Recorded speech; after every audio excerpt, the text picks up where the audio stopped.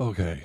Um, for starters, sorry about last week. I was in a zone, um, working on a project I'm been working on since like the very end of May, so almost a month. And I just got caught up, and by the time I thought about it, I'm like, well, it's way too late. So anyway, um, June, um, Men's Mental Health Awareness Month. Um, Normally I would do something like this at the beginning of the month, and that way it kind of goes through. But sometimes I think it's one of those months where, because it's shared with Pride Month, which I think is done on purpose, just to try and be like, guys are fine, don't worry about it. Um, it tends to lose traction at the end of the month. So I think doing it later in the month is probably better. Um, with so many things that are going on, um, I truly feel that all the men hating is a byproduct of how um how do I want to word this without trying to sound like I'm making it a political statement. Um I'll just say it. Um America has to hate something. Um it was pretty much founded on that exact principle. It hated being under the rule of a king. It felt like people should have more of a voice. And so they're like, no, we're we're going that way. And that's all there is to it. And I apologize for the insane amount of yawning I'll be doing. Uh, Running on about 3 hours sleep. That's why I might be able to tell time to time why my eyes are so damn red right now. Um, because I'm out. I'm out of being elevated. Um, but because America always has to hate something. Um, it's kind of pushed into this box of let's hate internally so that the hate externally seems like a good thing. And so having Pride Month at the same time as Men's Mental Health Awareness um, really just kind of shows that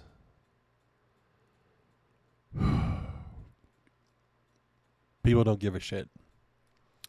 Um, I see baiting TikToks come up all the time about, man, let me ask you a question.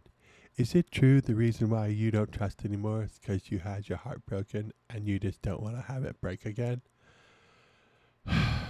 Yes.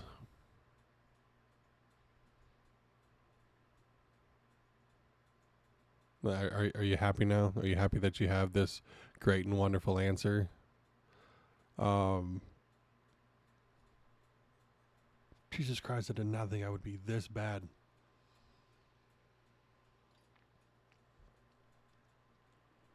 So, when you,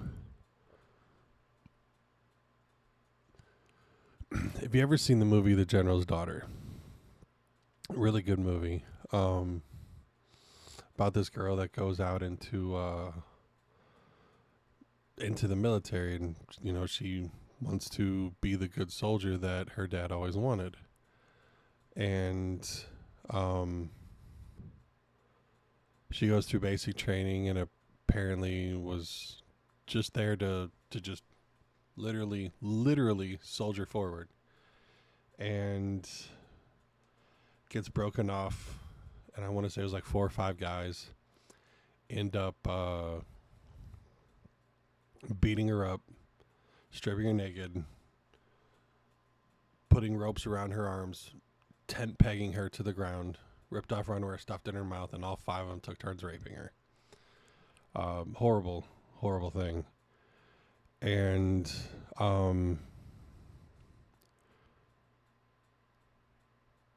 John Travolta's character set in to try and figure out what happened. And towards the end of the movie, he was talking about, you know, one of the worst things that you could do is rape. And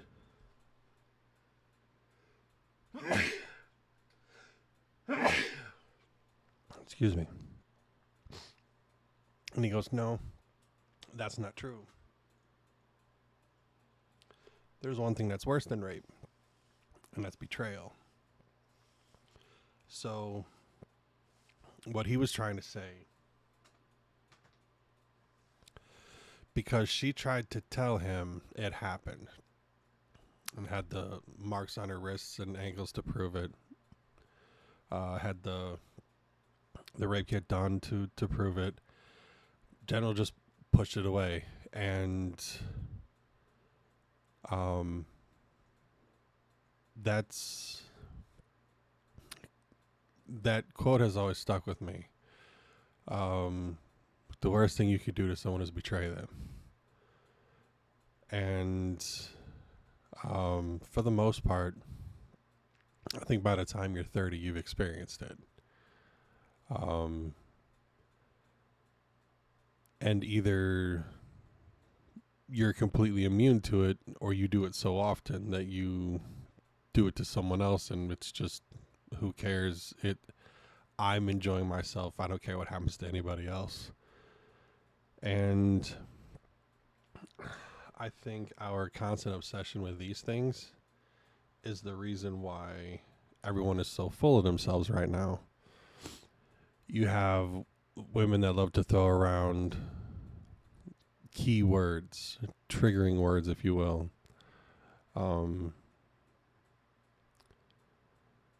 Well, you're insecure. If you don't like how your woman dresses when she goes out, you're insecure. You should support her. Well, those two arguments are on the completely different sides of the spectrum. You can support someone and be very secure. The thing is that if you won't change for someone because you care about them, you are the insecure person. That, or you're just not even invested in the relationship as it is. That's just the stone cold truth. I don't care who says what about what. If you will not make alterations, and I think that needs to be really emphasized, is that you can alter. You can make an alteration to your demeanor as a person. But for the most part, the person you fell in love with was that way from the beginning. But then you also have to realize when you're in a relationship, certain things have to change. Like, it's not just you and then occasionally them. It's you and them. Especially once you throw a ring on it. That's just all there is to it. You can't just go flitting around in life pretending like you're still 16.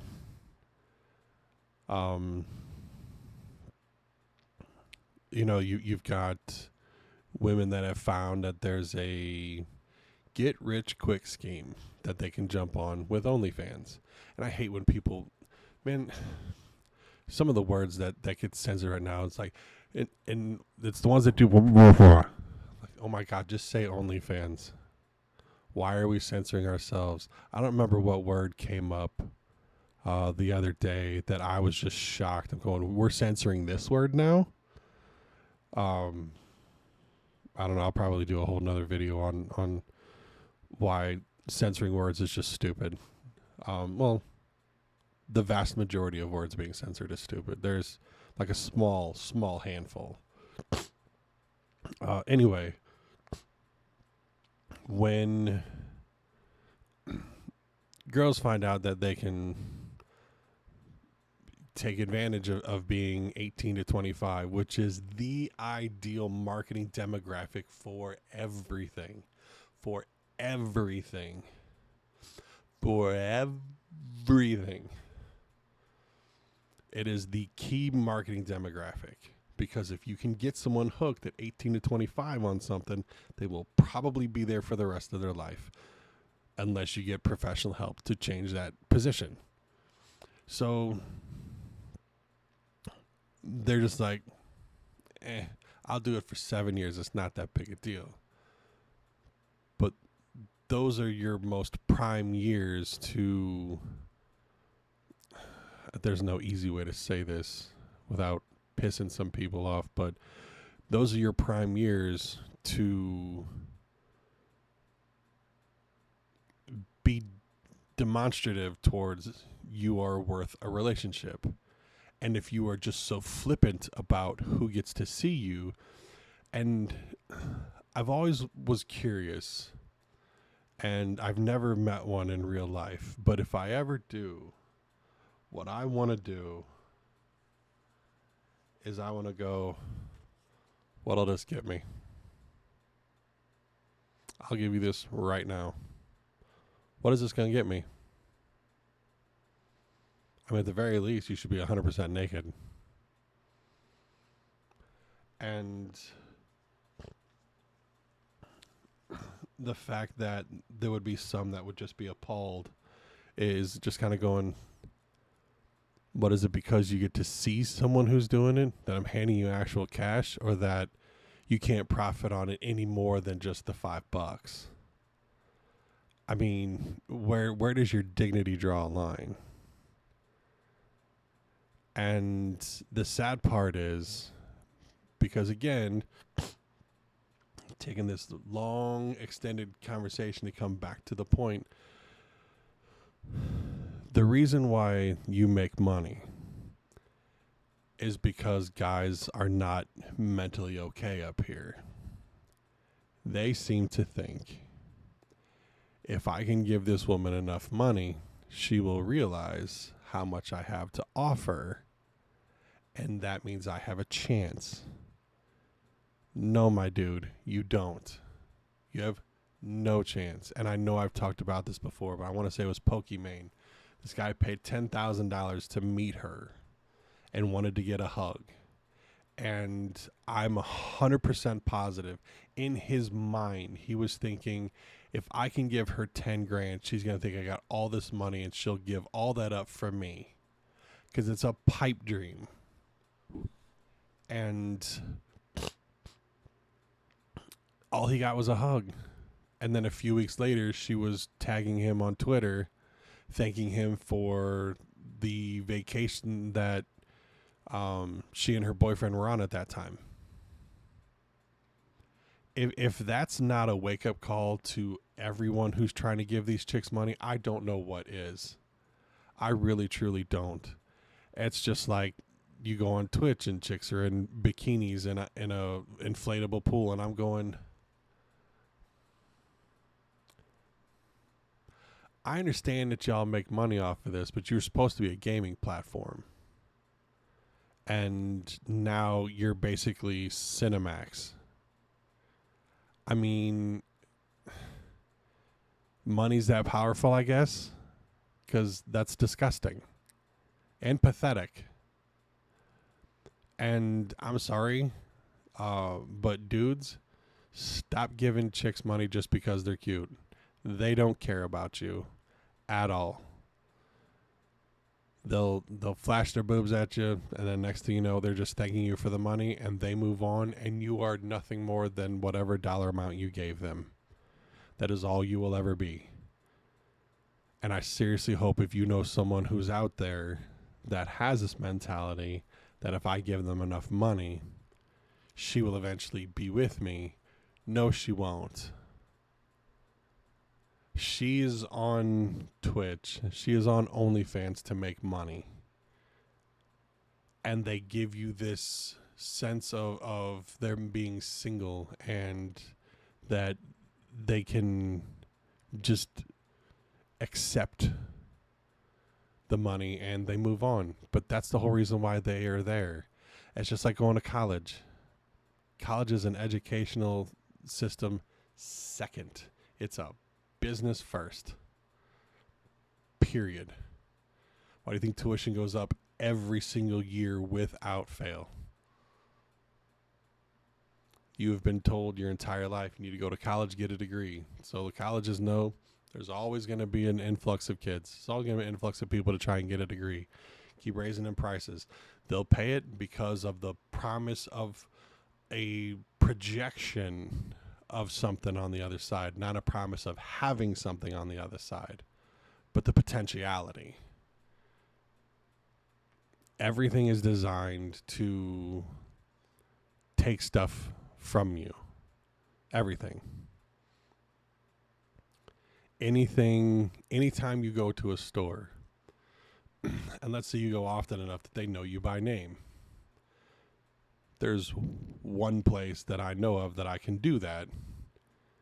And I used to spend about an hour there just kind of bullshitting. And it got to the point to where I didn't feel like they wanted me around anymore. So I just go in, get my books, and I leave. And even then, that's probably about ready to stop because I'm almost fucking out of money.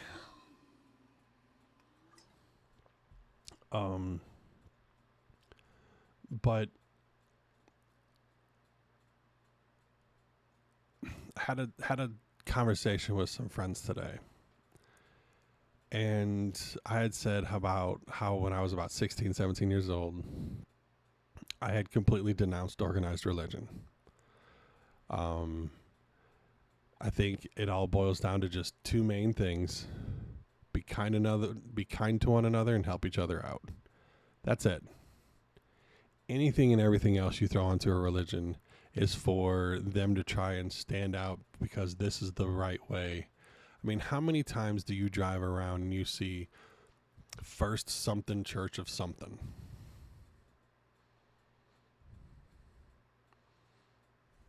How do you know it's the first? If anything west of the East Coast, you ain't the first.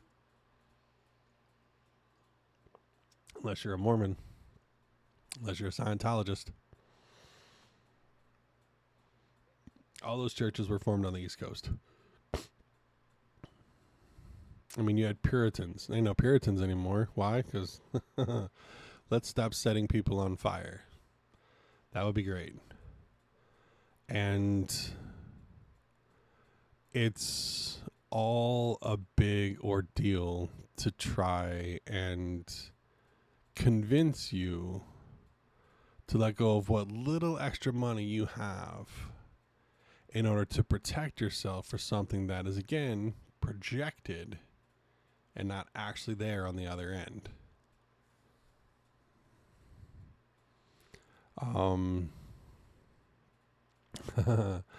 I've had a thought in my head for numerous years. How many companies would not exist if people shopped like I do? Oh man.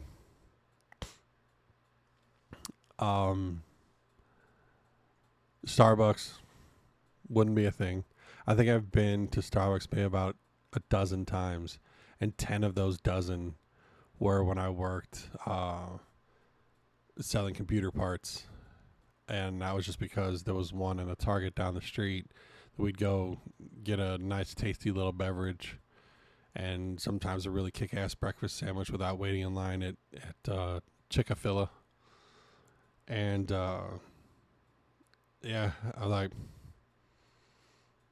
not a coffee drinker. That is not my drug of choice. I think it's a Schedule 4. I think that's about right.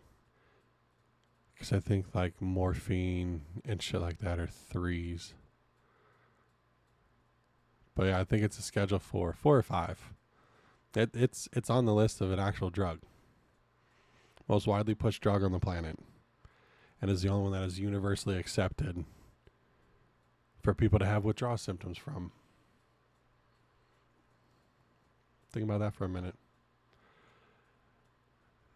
The fact that it's almost a game that so many companies try to sit there and have all this crap go on. Like, I can understand if you're having a new product out. Yeah, go ahead and make a commercial, do some advertising and marketing for a new product. But I never understood why Coca-Cola spends so much per year on advertising. Last I remember looking at it, they were at $8 billion a year. I said it was a couple years ago.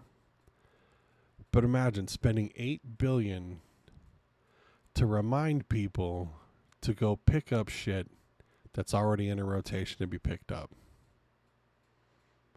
I mean, look at all of the restaurants that have Coke products. Coke products are way more prevalent than Pepsi products. And Pepsi products didn't start off with cocaine in it to get you addicted to it, because they knew then. Where do you think Coca comes from? Cocaine Cola. And if I gotta be honest, regular Coke's nasty. Just like Diet Coke's nasty. Diet Coke tastes like they put a hidden bit of styrofoam flavor in the middle of it, because that's the aftertaste. You're going, ugh, what is that? Regular Pepsi, I'm cool with. Diet Coke, I'm cool with. The opposite for the others, nope. Regular Coke, Diet Coke, gross. Regular Pepsi, Diet Coke, all right. But it's been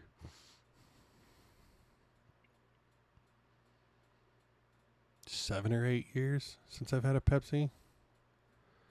It's about 6 to 7 years since I've had a Dr. Pepper. There has been a part of me that wants to go, I got kind of an itch for one, man. I really do. But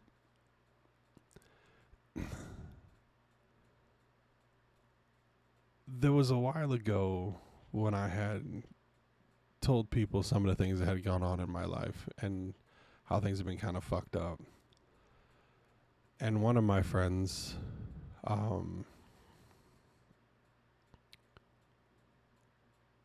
said something to me that will forever be burned into my head. And I know I've mentioned this before, and I'm bringing it up again because I think it's pertinent, especially if this is going to be the last podcasty thing during Men's Mental Health Awareness Month. With all the shit that I've been through, he goes, I don't know how you're not an alcoholic or on drugs, because I don't know if I could get through all the stuff that you've been through without being on one or the other. And my therapist had confirmed that I am indeed an outlier. And I have to wonder just how far bad or how far off I would be in bad territory if I had the money for it. But even then, I find other ways to lose myself in things. I still have the same vice of getting lost in something, but not to the same effect of let's not have any control over our mental faculties as it is.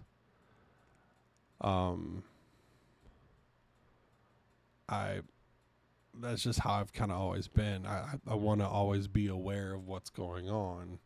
I don't want to ever get to the point to where I'm going, I don't remember that. And I've been really, really drunk a handful of times. And I've had people try to tell me of shit that I did. I went, no, I didn't. Yeah, you did. No, I didn't. No, you were pretty shit-faced. Yeah, I was. But I remember everything. I remember everything. I I know where my limit is before I press on to something farther. And if there's anything that I would love to impart on others, it's having that bit of resilience to not get so caught up in vices and dependencies that you lose who you are. I was the guy for the longest time that tried to be just like everybody else.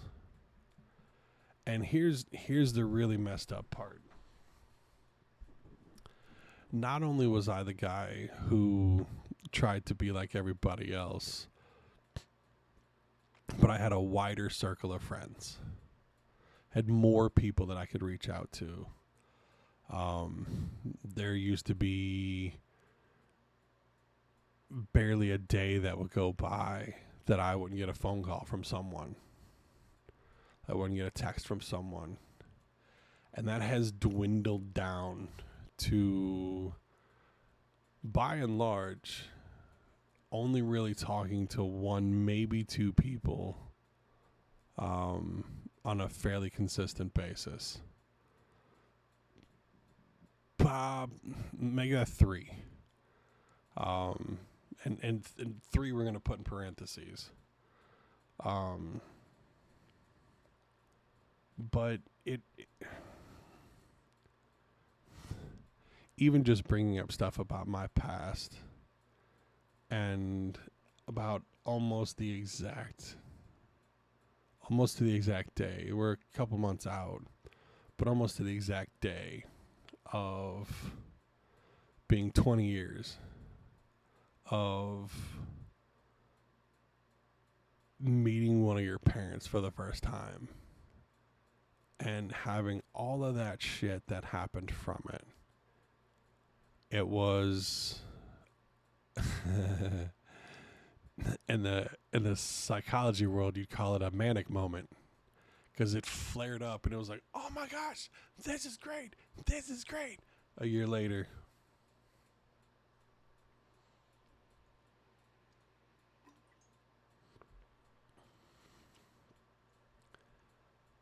and I was essentially crucified without ever getting a chance to defend myself.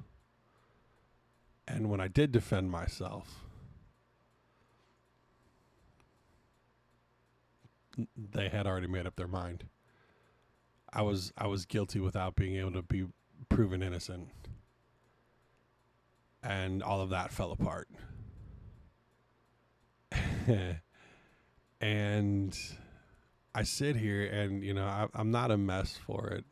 It doesn't bother me. I'll talk about it because, I mean, hell, it might help somebody, going through the shit that I went through.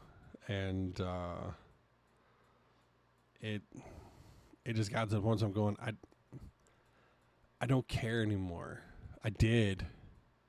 And it bothered me for a long time. But as it stands now, I don't care. But I talk about it because just like my mentality when it comes to like customer service type roles and things like that,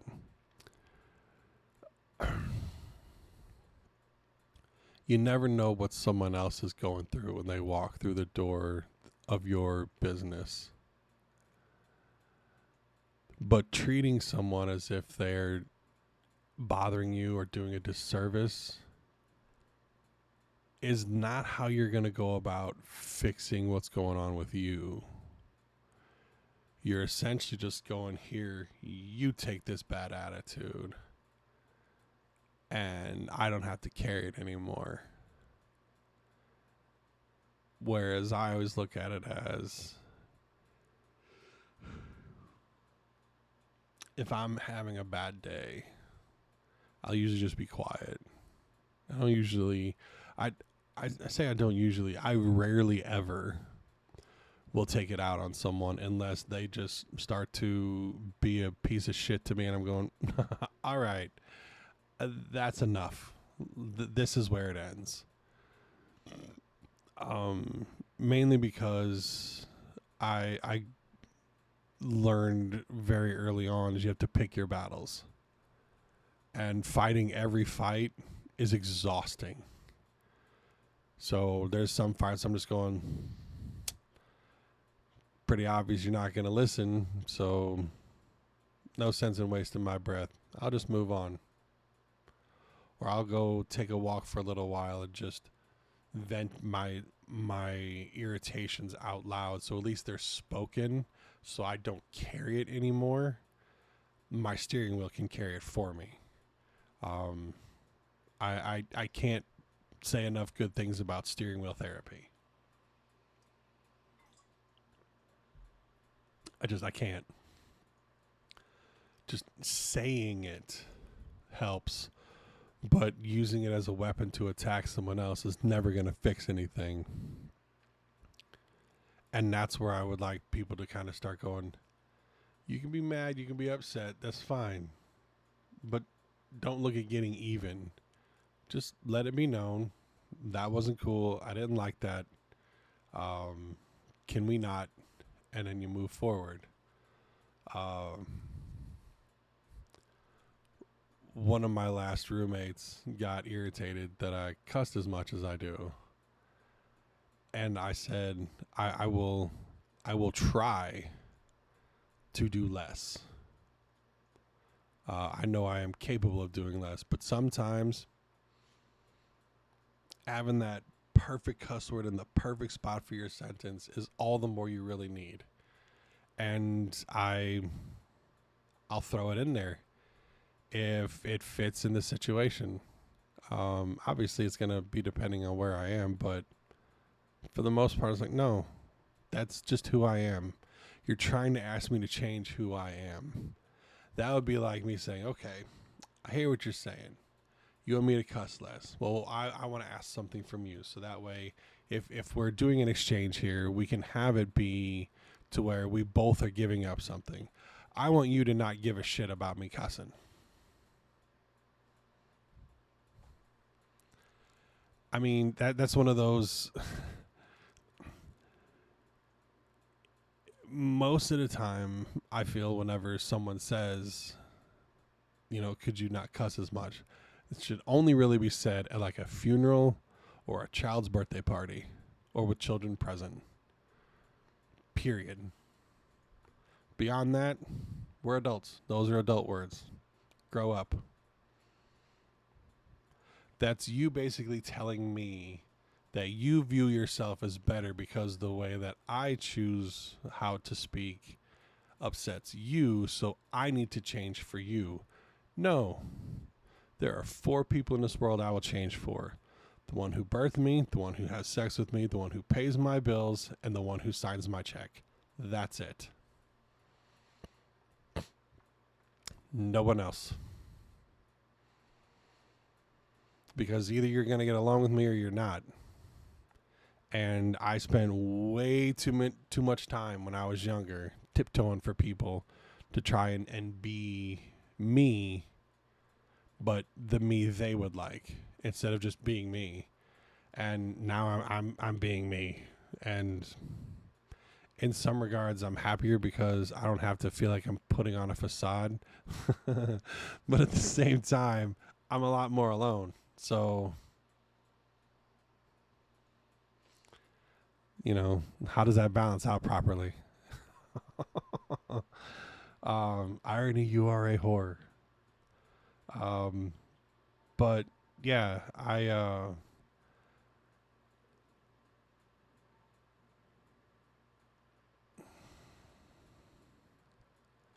always hated the phrase, before you can love anybody else, you have to love yourself. It just sounded kind of cheap. And I think a lot of those phrases that we have for things are just a cheap way to go. You'll find someone when you stop looking. How the hell are you supposed to find something when you ain't looking?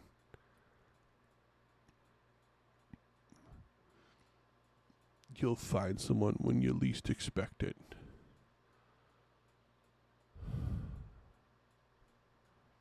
Or go where more people are. Be more open. Guess what? You meet someone there too. I mean, a lot of those old sayings are just stupid. Just it's half past stupid and a quarter to dumb. And no, I don't think so.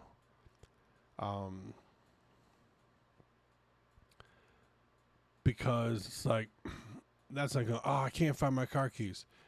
If you stop looking for your car keys, you will find them. I'm okay. I'll just go sit on the porch. Car keys. Car keys. Car keys. Oh, I can't look. Car keys. Car keys. Like, it's just dumb. And I think a lot of it is just like playing mind games with people.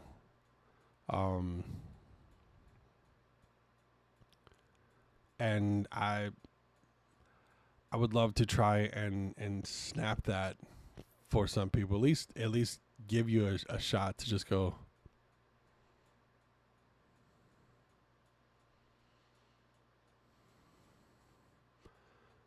Kind of makes sense. Yeah, I think it kind of makes sense. Okay, all right. And as long as it kind of sticks in the back of your head for a little bit, it kind of weaponizes you later to give you some ammo to use rather than just the same ammo you've used your entire life. Or if you're like me and most of it's blanks, because you're just going, I'm not even going to get into it. It's not worth arguing. But I would say listen, or sometimes just be present. Recently when I went to go get my driver's license renewed, I found it entertaining how so many people. Come on, you bastard.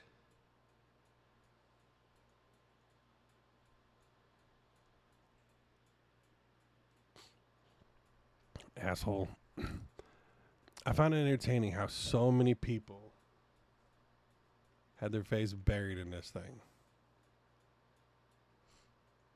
Why?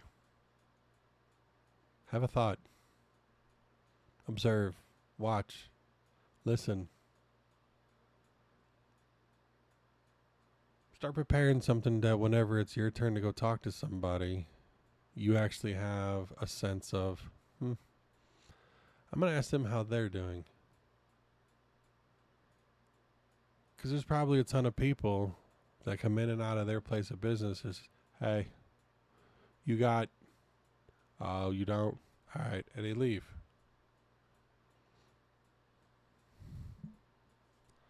I mean, that's a person that works there too. Give them a couple minutes of conversation and then go ahead and leave. That's okay. No, we don't do that no more. We can't do that. We can't talk to people. We can't listen to people. People need to listen to us. Was an old Chinese proverb. You have 2 ears and 1 mouth, so you should listen twice as often as you speak. Yeah, I know. It's 8 times more that you talk than you listen. And you listen only because you needed to take a breath. And someone else went, finally I can say something. I don't know. Went on a tangent. Went way off on a fucking tangent. But bottom line is, if you're struggling, I used this analogy a few years ago when my best friend's mom died. And he had told me that, he's been struggling. I said, why haven't you called me? I said, you called me when it happened. You wanted me out there. I drove out there, not having slept a wink.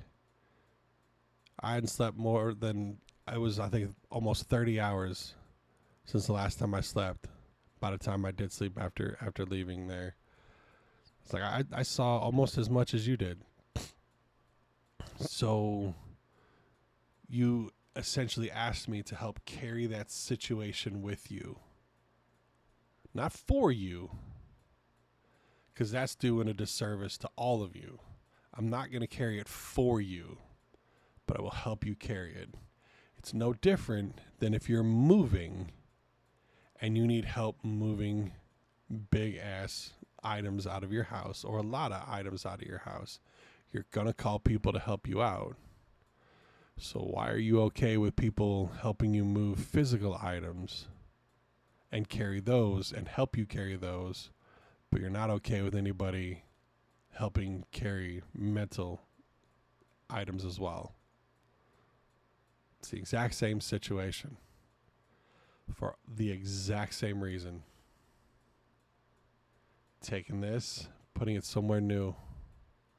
Taking this, helping put it somewhere new instead of sitting here and hurt. And we move it from hurt to heal. We're so quick to ask people to, hey, can you help me move this piece of furniture? I just got asked a little while ago by a friend of mine, Pup.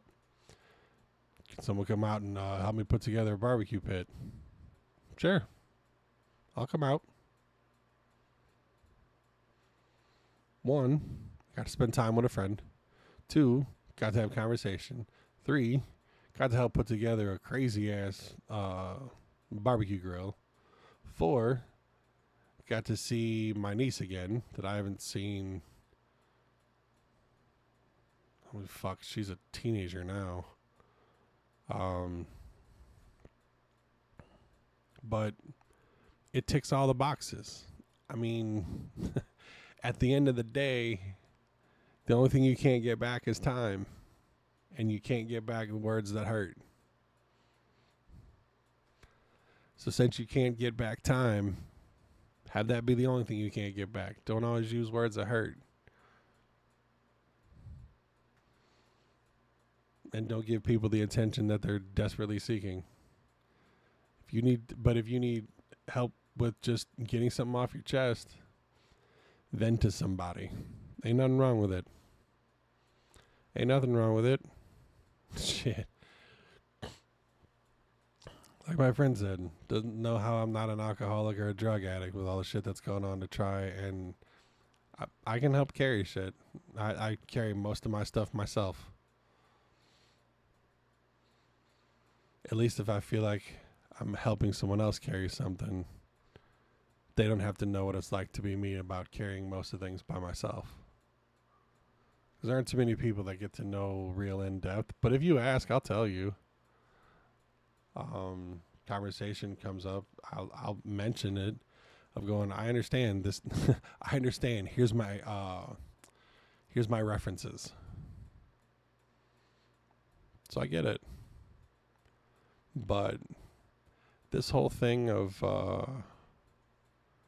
not having someone that you can't lean on, gotta end. Got to. All right, that's all I got. Sorry, it was kind of a dark and dreary one, and I went on a wild ass tangent, but it is what it is. Yeah. Be safe.